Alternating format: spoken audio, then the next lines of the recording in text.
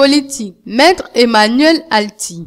Je n'ai jamais vu Gbagbo se plaindre. Un homme politique ivoirien, bien connu, a confié un jour à ses proches, « Si tu veux détester Laurent Gbagbo, évite de l'approcher. » Traduction, tous ceux qui approchent Laurent Gbagbo finissent par découvrir que tous les clichés répandus à son sujet ne sont que des affabulations dont l'unique but est de noircir son image. Maître Emmanuel Alti, qui n'était pas un proche de l'ancien chef de l'État ivoirien avant la crise post-électorale en Côte d'Ivoire, est certainement de ceux qui ont découvert qui est réellement Gbagbo. De sorte que le regard qu'il pose sur lui dépasse largement celui que le professionnel du droit pose sur un simple client qu'il est chargé de défendre. Quand le célèbre avocat français parle de Laurent Gbagbo, on sent parfaitement qu'en quelques mois, il a cerné l'homme et en parle passionnément. Je vais vous dire quelque chose qui, pour moi, signe sa personnalité, donne à voir sa vraie nature.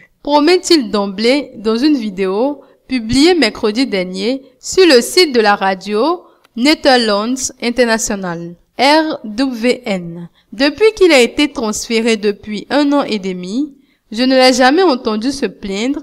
Je ne l'ai jamais entendu dire des choses négatives sur tel ou tel. Je ne l'ai jamais entendu tenir des propos désobligeants. Confie-t-il, parlant de l'homme qu'il dit rencontrer souvent chaque semaine. Lui qui précise qu'il était allé voir son actuel client quand celui-ci était encore emprisonné à Korogo.